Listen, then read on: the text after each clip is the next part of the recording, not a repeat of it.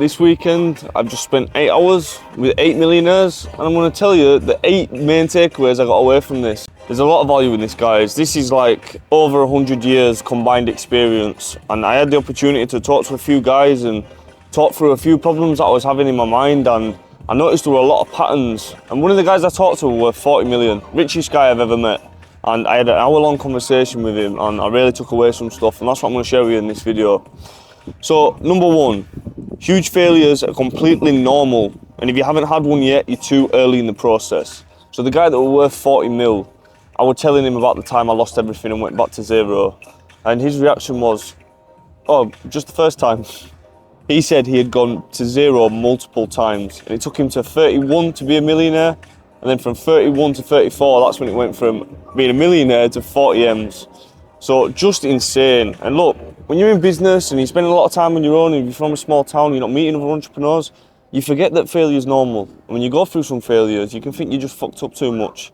And that was a major key with this. And what I noticed with a lot of the other guys as well, they've all had massive problems and they've all had massive failures. What you want is, you want the problems and failures sooner, because the sooner you get it, that's when you're getting the full stack entrepreneur. Because you've not only had it going well, but you've dealt with going back and then doing it again.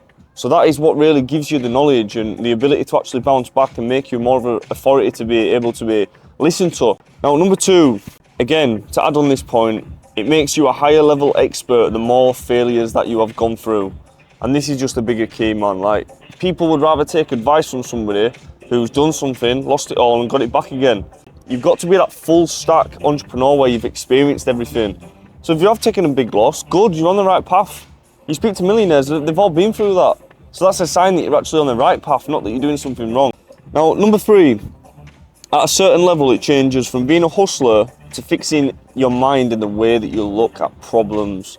A lot of the guys that I was speaking to, when they did go through failures and they did have a lot of problems in their business and their life, they looked at the problems like they were trying to teach them something. They weren't looking at the problems like, I'm shit, I fucked up, I can't do it. They were looking at it like, I failed because of this, and that is the lesson that I'm going to use and progress more.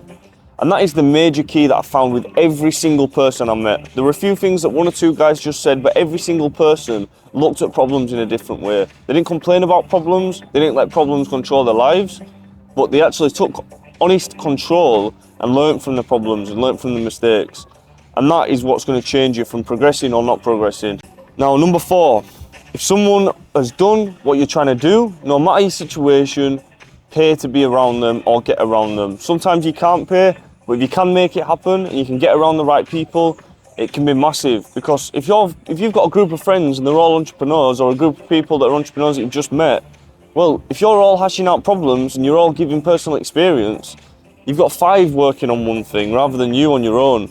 So it's important to get around these people. If you have to go to a different country, go do it. If you have to go pay for a mastermind, go do it. If you have to pay for a course, go do it. Invest in yourself and learn from people combined, not just from yourself. Now, number 5, hyper successful people are trying to help other people in any way they can. Like, don't think because you meet a multimillionaire and you're not, that they're not going to help you. Because what I've noticed is with these guys that are super successful, they're not only going to help you, but they're going to try help you as much as possible. And the same way, you need to try and help them where you can. So the guy who was worth 40 million, well, I'm not really going to give him business advice, am I? But I can actually offer him value in different ways. He was trying to grow his personal brand. I said, if you need any feedback on your YouTube videos, or I can edit any videos for you, or if I can just do something for you, if I can connect you to a podcast host, which I offered and I've set up for him, it can go a long way. And I was talking to him and trying to listen out to where he had problems going on. And I'm trying to look where I can add value.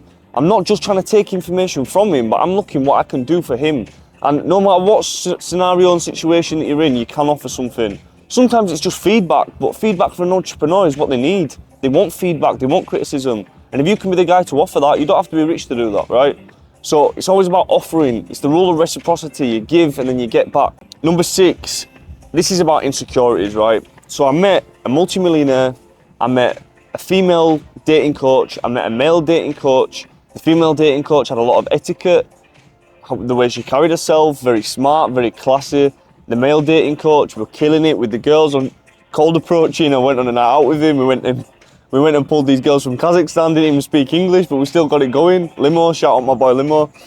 And they were also a social skills coach that coached high net worth individuals. And what I found with each one of these people, the multimillionaire grew up broke. The guy that was teaching people and high-level entrepreneurs social skills was socially awkward at one point, and it was a massive issue. The girl that was a dating coach and had a lot of etiquette told me that when she was a kid, she was an ugly duckling. Yeah, their words, not mine. And then the dating coach that was out cold approaching with girls said he was super bad at talking to girls in relationships when he was younger.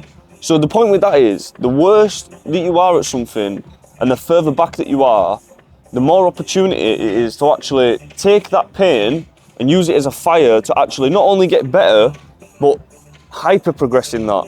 And that's the same for me. Look, I was super skinny as a kid, so I got jacked. I've lost a bit of weight, but I'm still kind of in shape. I was super broke, so I started a business. My social skills were shit, so I started talking to people. I started reading books about it. And this is the key. People that never get anywhere, they have the same insecurities as the successful people. It's just they don't challenge their insecurities head on, they don't try, they don't educate themselves, or they make excuses. But the successful people, the millionaires that I've just met, and the successful people in all these different areas, they all took those insecurities as things that they need to improve on. So they went on a journey of trying, facing them head on, educating themselves, and now they've actually used that pain, not just to get back to normal, but to turn it into one of the main skills that they're now able to offer other people. And that is just a massive key right there, because if you're not willing to actually look at yourself and blame yourself and actually say, well, I am in control and I'm going to use this pain to make it work for me rather than work against me, then it's going to control you.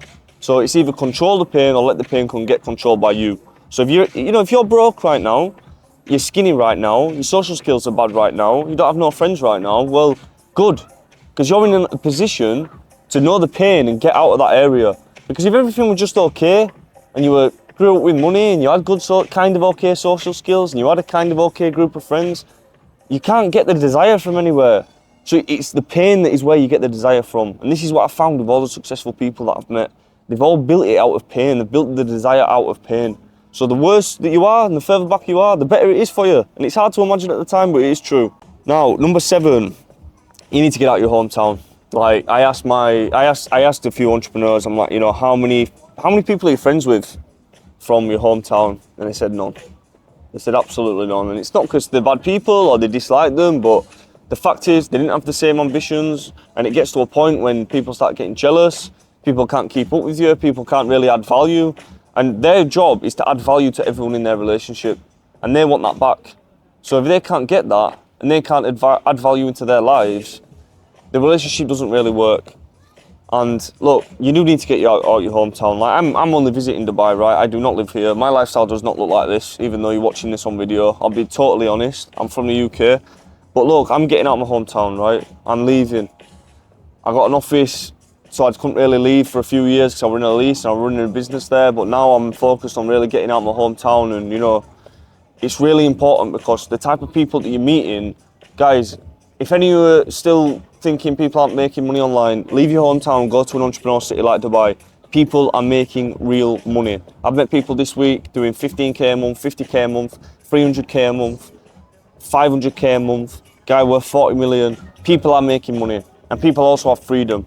Like, you're meeting people from all over the world, you're going with other entrepreneurs, all those guys have freedom, and then you're meeting other friends, and what it does is it expands your mind. You're exposing yourself to new things. And if you stick in your hometown all the time, you're never going to see those new things. So you have to force yourself to go out. Even if you're overstretching yourself, you've got to force yourself to get in them situations, get in them scenarios, find those people, find where they hang out, what gyms do they go to, what countries do they go to, how do you get involved, how do you message them online, how do you provide value in their lives. But you have to get out your hometown to expose yourself to this. Get around the wealth, get around the money. If you're stuck in your hometown, your small town, people aren't around doing anything. So where do you get the motivation from? You've got to go see and got to go taste. So that's what I found what a lot of people did. And number 8, a personal brand is essential in this day and age.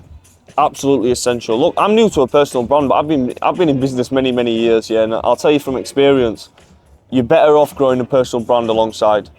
I should have done that. I didn't, because it was a bit of a security thing when I was first coming up, and I wasn't really focused on it at first, to be honest, but it's just the opportunities that you get out of a personal brand and the longevity of it and the fact that it's kind of free to build in terms of content, as long as you're providing value. This is what's going to open a lot of doors for you. It really is. And that's the same what I asked with everybody, right? It's the new age meta of networking. You have to have a personal brand. If you're not online, you're not anywhere.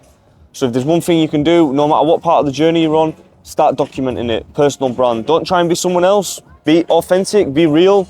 Don't make any stories up. Don't talk about things that you don't know. And you're going to build a strong personal brand, right?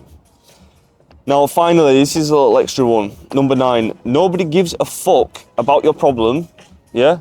They have problems too. It's your job to fix them, right? And this is another thing about getting out and meeting entrepreneurs and not being in your hometown. When you're thinking about your own problems over and over and over again, right? The problems are growing in your mind. And your mind, when it's idle, is not your friend, yeah? Your mind will be playing tricks, telling you things are real, and really, your insecurities are just going to be louder and louder and louder, and that's a dangerous place to be. But when you're with other people, you're talking to other people, you find out they've got problems as well, you're around people who don't let you complain, which is important. Some people think they're helping you, letting you complain, and I've been guilty of this before, complaining to people. But when you're around people that are entrepreneurs and they've had similar problems or worse problems, well, you don't want to complain because they've been there and done that and fixed it. And then that lets you know that you're actually in control of your problems and they're not as big as your mind is telling you they are. And it's your job to fix them, and nobody gives a fuck. So you can sit and dwell and cry, or you can just get to work and fix them. And they're hard, they're painful, but if it were easy, everybody would do it.